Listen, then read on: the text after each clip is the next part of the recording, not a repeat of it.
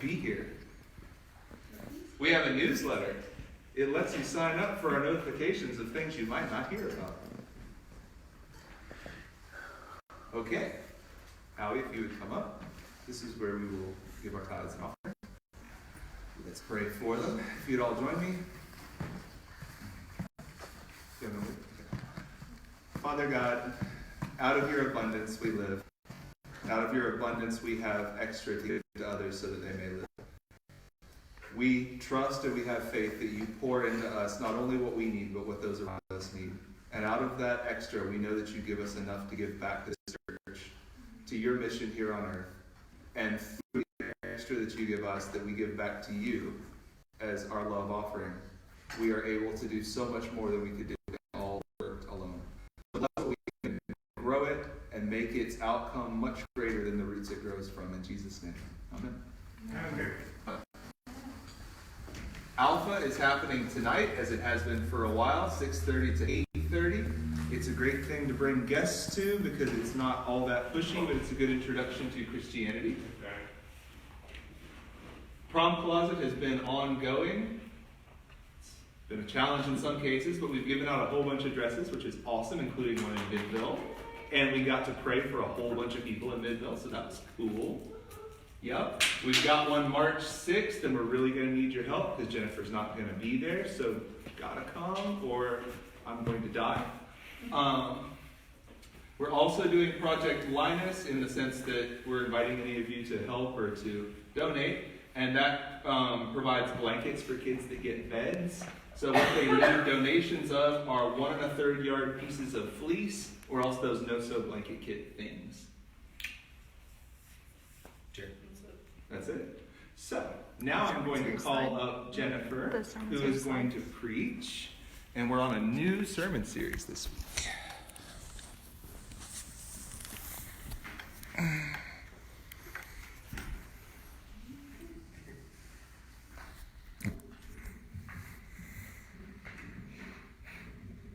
Okay, welcome. So like Jerry said, we are on a new sermon series.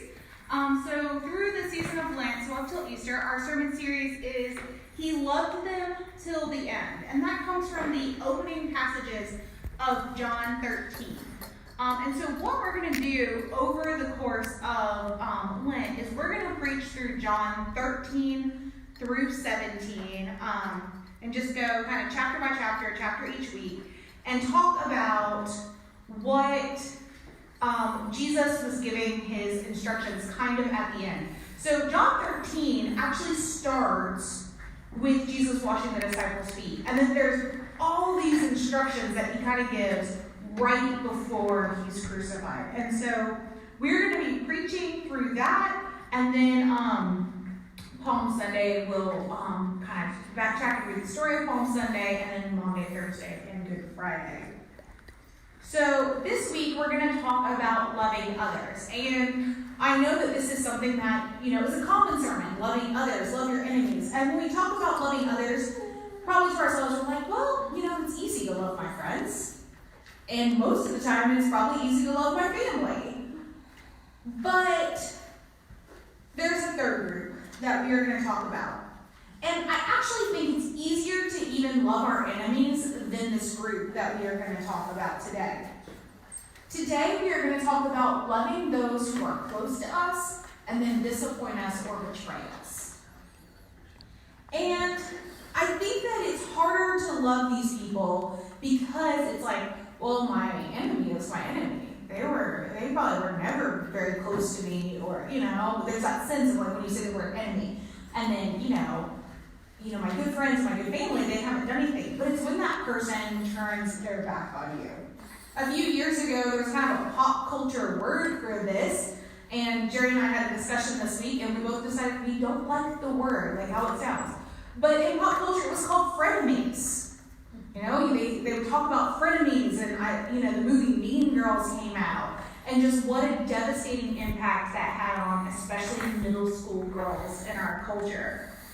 So, I was thinking about it this week, and again, Jerry and I were talking about it. We were talking about, when you love your enemies, there's that lovely verse in Proverbs 25:22 that says, that when you love them, you're heaping burning coals on their head.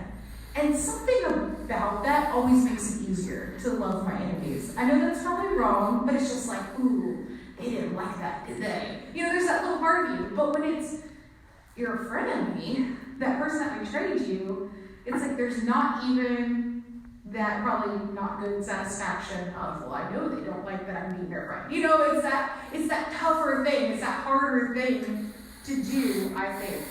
So today we're going to be in John 13. And I'm going to start with verses 1 through 2, and then we're going to jump down to verse 21. So if you will open your text with me to John 13. Now before the festival of Passover, Jesus knew that his hour had come to depart from the world and go to the Father.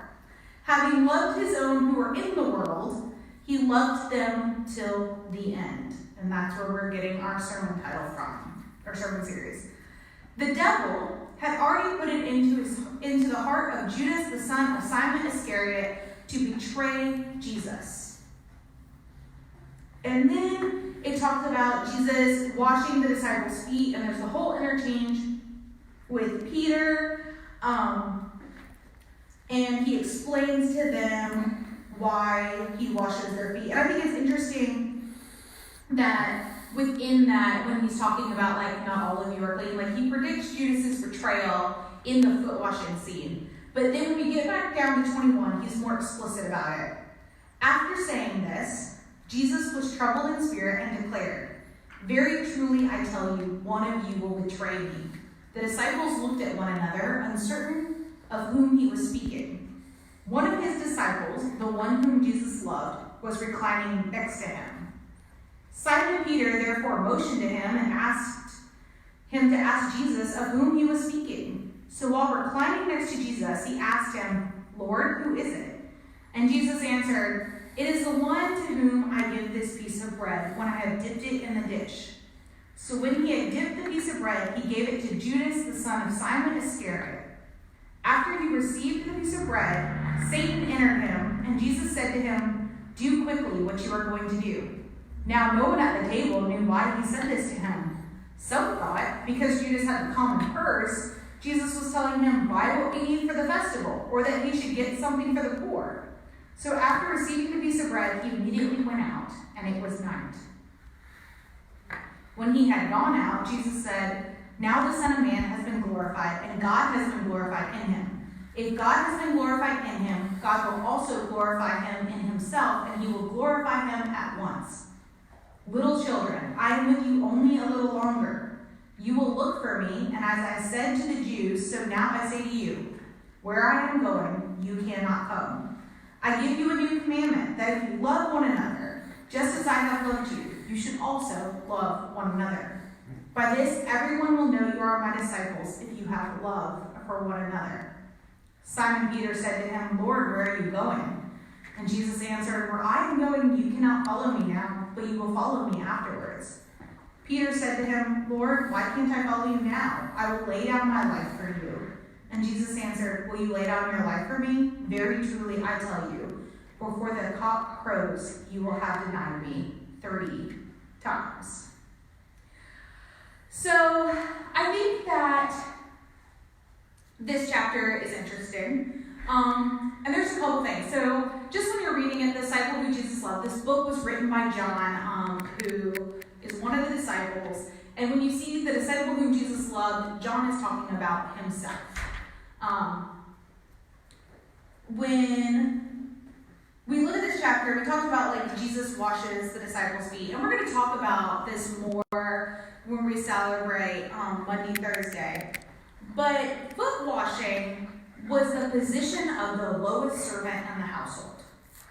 Oftentimes it was a child servant, it was the least valuable, it was not anything any good Jew would do or any person of status. It was really unheard of for Jesus to be the one washing their feet.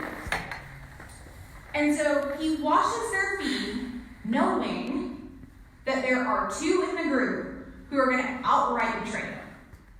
They're going to, one's going to turn him over and one's going to deny in the courtyard of the high priest that he even knows him in Jesus' hearing. And he also knows that those disciples are all going to run away. And yet he still takes this ultimately humble position. Judas would sell Jesus to the Sanhedrin, who would ultimately arrest him. And Peter would deny Jesus 3 times before that morning.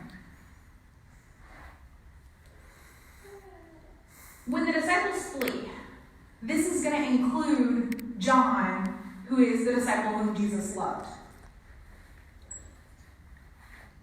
John is Jesus' best friend, basically, we can say, when we look at the Bible. There are Peter, James, and John do a lot with Jesus, but it seems like Jesus and John have this special relationship. I mean, there's always the possibility that John's just inserting that in there, but it seems like there's a bit more like closeness there. So knowing all of this, he still washes their feet and humbles himself to the lowest position. I don't know if I can do that. I haven't been put in that situation. I don't know how easy that would be for me. I mean, and not just like, oh, this person hurt my feelings, but like, this person is going to turn me over to be tortured and killed, and yet I'm still going to wash their feet. And then after Jesus does that, and after Judas leaves the room, he says, they're going to know you're my disciples because you love one another. And we take that to mean, oh, like we should care for each other and love each other because we love each other and we're friends. But what about loving that person that betrays your church or betrays your congregation or betrays you? Because that's the radical love that Jesus is talking about here. Not the touchy-feely like love, which is definitely part of it, but by the way you love each other, you people who are going to deny me, Peter who's going to deny me 3 times, Judas who's betraying me, by the way you love each other, people are going to know that you're my disciples.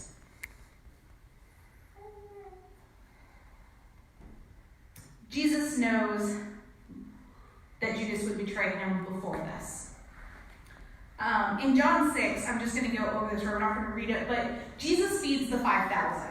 And it's this huge event. He takes some loaves and some fish, and he miraculously multiplies them, and he feeds the 5,000. And when we say 5,000, we're talking men. So, there's women and children, it might have been more like 10,000 people. And there's this crowd. And the disciples and Jesus decide, okay, we're going to get away from this crowd. And so the disciples take a boat across the lake, and that's when there's a rough sea and the storm, and Jesus walks out on water and calms the sea, and then they put Jesus in the boat, and one of the things I think is amazing, and then it says they immediately reach the other side. So they get in the boat in the middle of the lake, and then Jesus moves them. So that was kind of cool, double nature miracles. And then the next morning, this big crowd realizes that the disciples and Jesus are gone, and there's a boat gone. And the boat comes back and they're not in it. And so they go find Jesus across the lake. And Jesus says, why are you coming to look for me? You're not coming to look for me because of what I said. You're coming to look for me because I fed you. And he basically reveals then to them that he's the Messiah, that he came from God. He's pretty explicit, I came from God. And remember, the Jews are looking for a Messiah. They're expecting a Messiah. It's not the way Jesus came, but they're looking for one. And so the Jews say to him, well, if you're the Messiah, prove it. Moses was sent from God, and he gave us manna from heaven. And I find this so interesting because the day before, they watched as Jesus took these loaves and fish and multiplied it to feed 10,000 people. And the next day, they're like, well, give us a sign. Bring bread from heaven. And Jesus gets into this really interesting theological discussion where he tells them, well, what you should be seeking is the bread of life. And then you'll never be hungry and you'll never thirst again. And of course they're like, oh, yeah, we want that. Much like the Samaritan woman's like, oh yeah, then I won't have to go to the well. They're like, yeah, we want that. And so Jesus says, well, I'm the bread of life. You have to eat my flesh and drink my blood.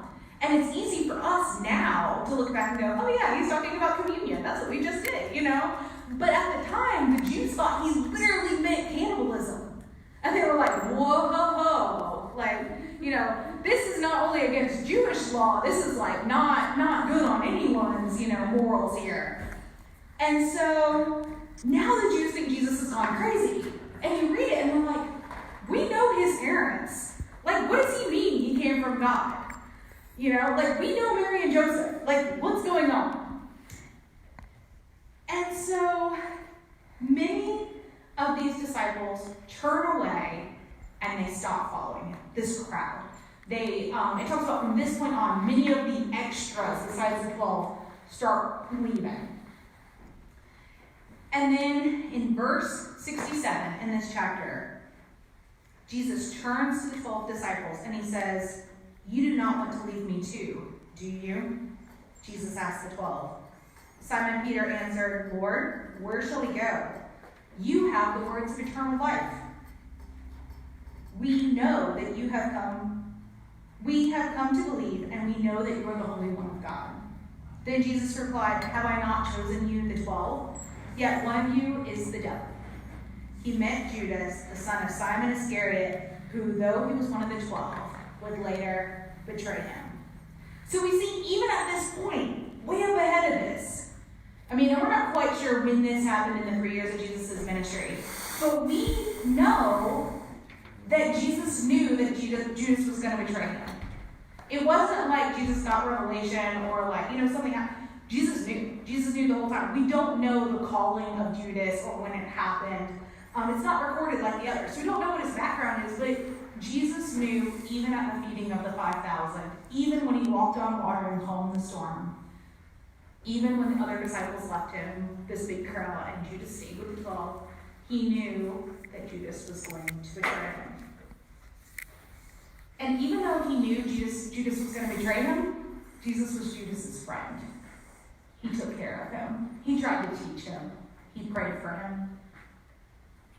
He served him in the lowest positions. Not only did Jesus love Judas, knowing he would betray him in the future, but John records that Judas wasn't actually a great person amongst the 12 disciples. In John 12, we read that Judas was known to be stealing the money out of the treasury. Judas apparently was the group's treasurer. He kept the money bag, and they knew he was stealing. So in John 12, Jesus attends a dinner at the home of Mary, Martha, and Lazarus. And this is after he's raised Lazarus from the dead.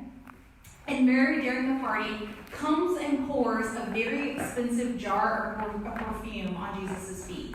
And this jar was supposed to be about a half liter. And it probably would have cost, it says a year's wages. So if we just want to talk about what that would be like, not the literal move. It would be like saying, well, someone who makes a worker's wages or minimum wage salary for the year, pouring that amount of money onto Jesus' feet, and then she wipes it with her hair.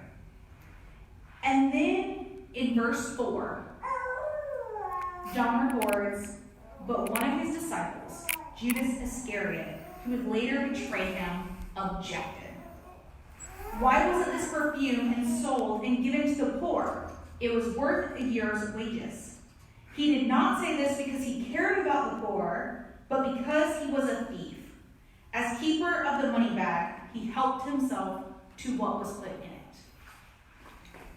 So Jesus loves Judas, his friend, knowing that not only is Judas betraying him, eventually, he's going to betray him to die for money, but during this whole time, he's lying to him and he's stealing from him.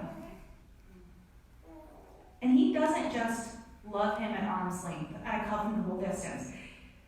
And I'm not saying that we all need to do this. We have a brain, we're supposed to be smart.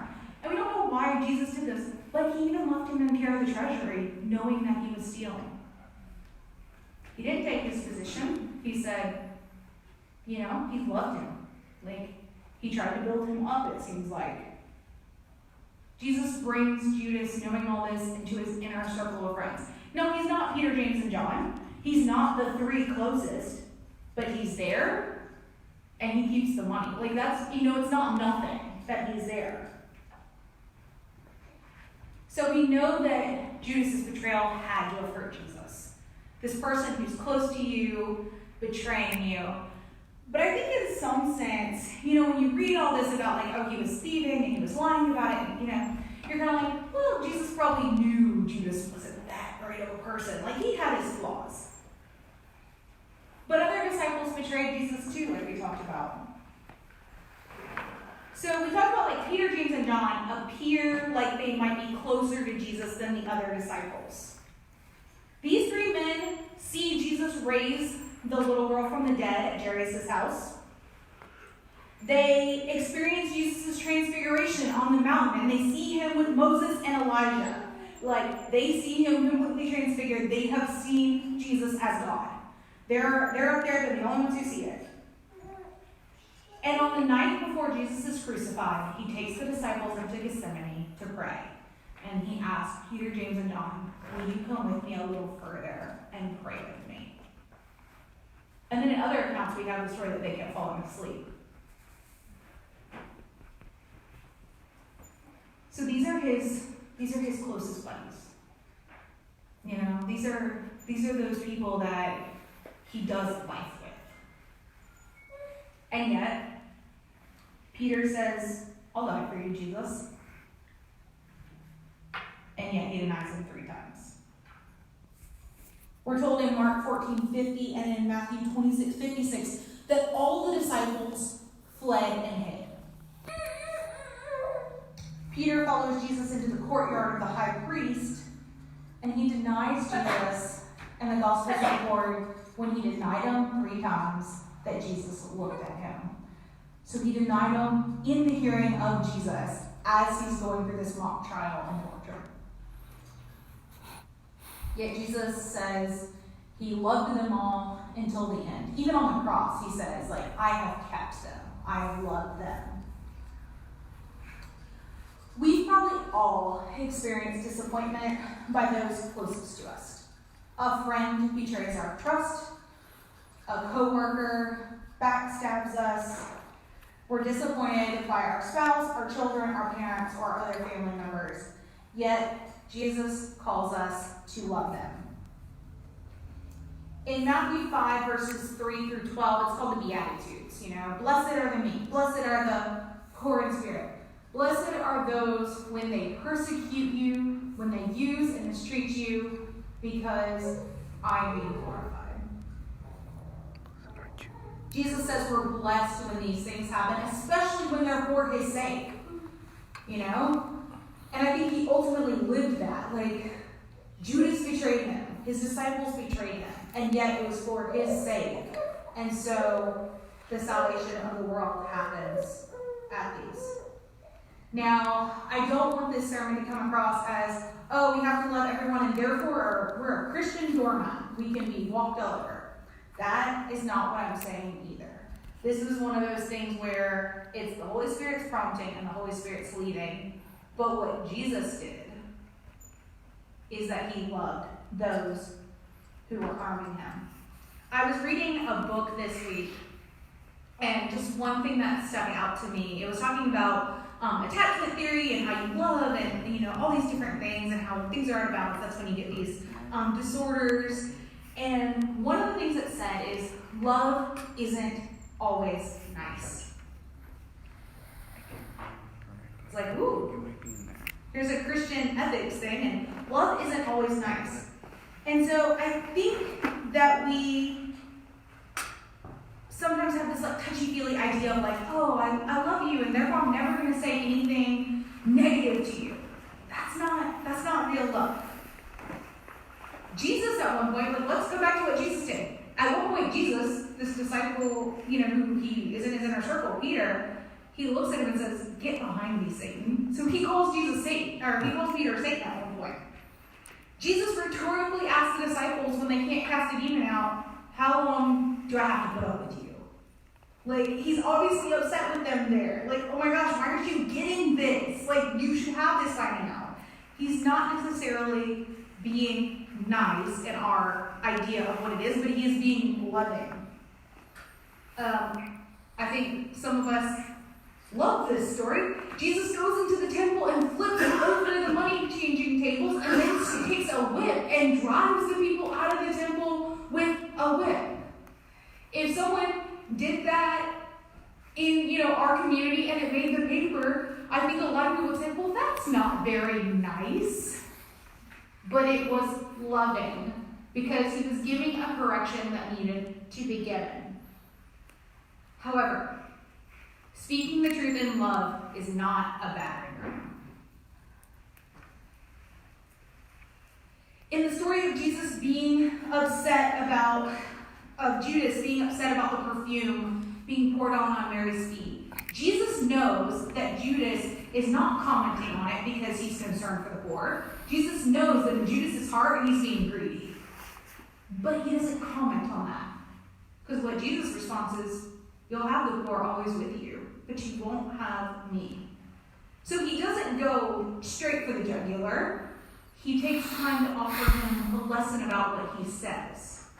I think sometimes in the church, people get hurt because there is this element of love isn't always nice, but we also don't want to use it as a battering ram. I think, just speaking the truth is used as a justification for very mean, hurtful things. And so by no means am I saying that that's what you should be doing. But there is this element of loving those who betray you and speaking the truth in love. It's a balancing act. Loving others is not an option. We are told to love the strangers, to love the foreigner, to love our neighbors, and in the story of the Samaritan, to love our neighbors in our community, those who we don't like, those who are different, those who are around us are our neighbors. We're told to love our enemies, and here Jesus says we should love our frenemies.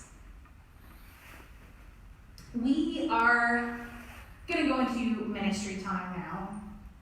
And if you are watching online and you would like prayer, you can comment, you can also email us or send us a message, and we are happy to pray with you or set up a time to meet you in person. And if you are in the room for ministry time, as I was writing this sermon, and as Jerry and I was praying about it and talking about it on our way home last night, we just felt like that there were those either in the room or who are watching who have had these experiences of being disappointed by those close to you, and that the Holy Spirit's prompting you to pray about that and to receive that emotional healing.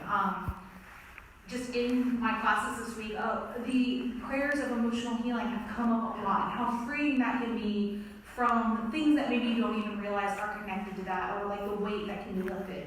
So if you just feel like you would like prayer because you've been disappointed in someone or because someone's betrayed you, we would love to pray with you. And I also just felt that there were those who were probably dealing with, maybe it's not a situation in the past, maybe it's something that's happening now, where you're dealing with betrayal or these hard situations where you're trying to love someone who is actively hurting you.